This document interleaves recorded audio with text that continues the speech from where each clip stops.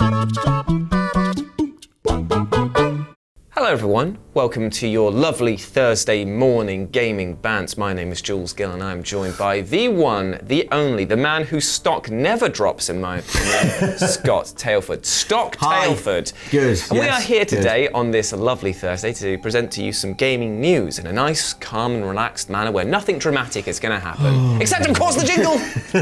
Hot dang, this news, give it all you got. I guess it's time for Jules and Scott. Oh, only me who's arrived in the studio today. I don't know what you were doing there, you just sort of did a move. You don't know what I'm doing. I've been doing this jingle gimmick for about a year and a half. You introduced the jingle, you just sort of went, blur. Anyway. What are you, Ubisoft stock market? Oh, see, I was going to lead into it. Yes, today we're talking about, there's been a lot of rise and falls of empires. You know, you've got the Roman Empire, the Greek Empire, the Greg's Empire, which is... the hats and all that? How dare you? The Shine Empire is the one that's going to be taken over today. Yeah, that's not good anyway. But there is one that has seen some tumultuous times. They're actually based just across the road. It's Ubisoft. They've had a bit of an absolute shocker recently. Now, with all of the focus that's been going on with Bethesda and their sort of Fallout 76 actions, everyone has just been focusing on them. But quietly and quite surprisingly... they've shit the bed, Jules. Ubisoft have gone along and they've basically done a number on themselves. They've done a mess. Someone's walked in the morning and realised, oh, you really have made a little bit of a mess. So explain to the kids at home what's going on. So they published their official earnings report for 2019 going into 2020, and Ubisoft are down 93.8% on overall earnings. Sorry, I must have misheard you there. It sounds like you said that they're down 93%, which sounds... 93.8%, which is almost 94%. So they're having a bad time, to be honest. A very, very bad time. That's actually, like, genuinely, the thing is, that's incredibly worrying because this is a massive studio, and so explain to us what the actual, the figure relates to. Well, basically, they opened their earnings report by saying that they've had to rely on a lot of previous franchises. A lot of their statistics are based on last year's product or existing franchises. They cite things like Rainbow Six Siege, Assassin's Creed Odyssey. They're like the main sort of two, but if you think of the games that they've released this year, Far Cry New Dawn barely charted. Breakpoint. Ghost Recon Breakpoint was a complete disaster, completely undersold. Division 2, for as much as it's a solid third-person shooter, apparently also didn't meet their target requirements. So they don't cite Far Cry New Dawn much in this. They completely stay away from Ghost Recon and the Division. They mention it, but not very much. And it's just like, in terms of the things that would sustain them across this year, neither of them have. So year-on-year spending is completely down. And they've said that, as far as their operating costs, they're very much able to continue based on previous successes. They've had a nightmare of a year. Okay, basically. Because I was about to say, Rainbow Six Siege is one of their biggest selling games that they've ever put out there. So they can't count that in this year's earning because it was a game that was released before. I think even if there's a weird distinction. I know what you mean, because if it's based on new IP spend, then obviously that would be a bigger distinction because they had more successes last year. But the way that they talk about it is that it's this overall income money figure thing, and it's very much down. But this is this brings us to a much larger problem, which is you have to look at why these games weren't doing so well. And you've got to look at the fact that it's a sequelization. So you've got the Division 2, people said that they've been there, done that. Breakpoint, they spent an exorbitant amount of money on this. From insider sources, they've said that the amount of money that went into the world creation and the bizarre AI programming that they were doing, Mr. John Bernthal, and obviously getting the cameo actors in as well, was stupid amounts of money. But I keep saying this, and you will be able to quote me almost with the amount of times that I've said it. It is not up to the customer to foot the bill of the developer. It is not our fault if you want to spend 115 million on water technology. That is not up to us to make back your cost. And I think in Ghost Recon's case, the release date of that game, it was absolutely riddled with microtransactions and different currencies and ways to get through the game, which they said that was a mistake. Do you remember that? They tried to get around it by saying that it was an error, that it was for a few hours. It wasn't meant to be on there. Bollocks, was it? It's always going to be bollocks. In this case, though, with Ghost Recon, they've said that they're releasing this massive overhaul for it going forward, which means that even the people who did sort of quite like the game are essentially just being treated as full-price beta testers or alpha testers.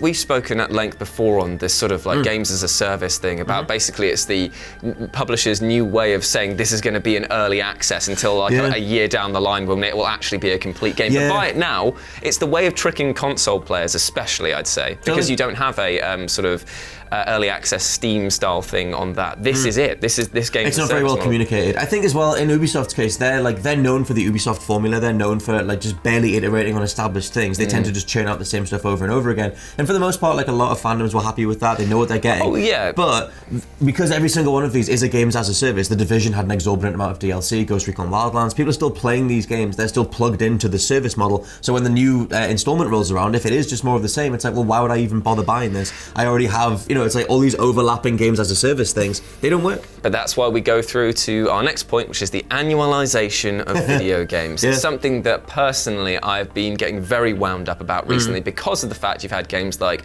WWE 2K20, you've had NBA 2K20 that have come out and they have basically proven that the licenses, the amount of cost that they must spend to keep hold of these licenses, get all of the tech for the new faces and stuff like that, the people that are there, the costs keep going up and up and up. And the only way for these types of annualized games to make this money back is to include things like your Ultimate Team from FIFA, or the ranking things or whatever from any of the other games. And they are microtransaction heavy. The whole joke about it being NBA 2K20 Casino Edition is very on point. And it's like, and like I said, it's doubly worse for someone like Ubisoft who aren't known for like innovation and it's not really worth coming out at launch day for this brand new thing. You're always better off waiting for a few months down the line when they've patched things out or they've changed things. And it's weird. They've become like a kind of like a subtle parody of themselves. Like I said, Ghost Recon's apparently being overhauled. There was this whole quote from Yves Guillemot saying that they were listening to feedback and they understand that Ghost Recon's meant to be more of a military game and like, well, obviously. And they said that going forward, they're working on a more radical and immersive version of Ghost Recon Breakpoint. So it's like, well, we are literally going to overhaul this and move away from everything that we did before anyway. I respect a game developer for holding their hands up and saying, look, we got it wrong. But I don't respect any practice that would have put that out into the public eye, regardless of how it was going to be. They know what Ghost Recon is. Exactly. And it's the same sort of thing with those microtransactions that were there accidentally. It wasn't an accident that somebody sat down and programmed them. I think those things don't just unfortunately happen. Like, oops, I typed in the wrong line of code, now we've got 50 I slipped skins. and I fell and I mashed all these keys at once and I put a whole storefront in. But they're not the only ones that are delaying a lot of games at the moment, because obviously EA has said that Battlefield's going to be delayed until at least 2021. They want to make sure that whatever Battlefield 6 turns into, they want to prioritize quality again. But yeah, in Ubisoft's case, they delayed Gods and Monsters, Rainbow Six Quarantine and Watch Dogs Legion just further into 2020 or 2021. Either because, I mean, for me, it lines up with the 2K20 stuff. So obviously quality control assumedly would be a bigger deal. Because the amount of backlash that's been going on to these games has basically put a lot of publishers in the firing line of just being like, oh crap, we can't just release these games year in, year out. And I think that they've kind of realized that, like, by putting so many games like out that are all games as a service model, like, stick with us every month and whatever. And like I said, in Ubisoft's case, they really start to mount up and overlap. You don't have enough time. No, and like the average consumer only has so much money they can put into something on a monthly basis, especially with the amount of streaming services that are coming out or just different sort of models that they're all plugged into. It was going to bottom out eventually. And a 93.8% drop is definitely something bottoming out. But there's always one of the big publishers that has to take the hit for the message to go through, because remember it was EA with the loot boxes, the beginning of last... Battlefront 2 2017. Yeah, so we had that, and then we've got this with Ubisoft. 2K20 have taken up the whole sort of like, is annualization a good thing for the growth of the industry? And with the new consoles on the horizon, so many publishers have now just got to be like, okay, is it worth just waiting until the new tech is out so that we can actually start developing for something that actually might allow things to grow? Because as it stands right now, it's like the moment that you know that something's coming to an end, you can almost see the life go out of the eyes of some of them, because they're just kind of like, whatever. Like, I think the dawn of the new systems is really interesting, as an interesting wrinkle on their potential, the way that they'll plan all these things going forward, because a lot of the creatives just need time. Like the amount of crunch that's obviously gone on in the industry, you're trying to turn around these games over and over again so fast so that they can cash in on annualization models. Or like every couple of years or whatever. By like sort of relaxing the production time, they maybe can afford to put more time into it, which for me I think would result in just an overall level of quality that goes higher, because this generation is associated with broken games at launch and all that kind of stuff, and that stuff needs to go away. Whether they're going to wait and that'll just be a generational leap, or something that's happens across the year next year, I don't know. But they seem, at the minute, they're making the right moves for their future stuff, but they've absolutely, like we said, sharted the bed as regards to 2019. It's absolutely like astounding, because it's like you don't expect the big publishers like this to fall so far, but 93.8% That's like a worrying statistic because I don't technically even look. Well, I'm saying I'm not looking at the company as being like, oh no, the company's in danger. No. I worry about the people who have put the time and effort into that. I worry about the teams that probably won't get invited back to do an extra job because of the fact that they will be attached to this game that didn't do well. Yeah. And I understand from a business point of view the reason why sequels and stuff exist and annualizers exist because it gives consistency. It gives a bottom line that they know is coming in.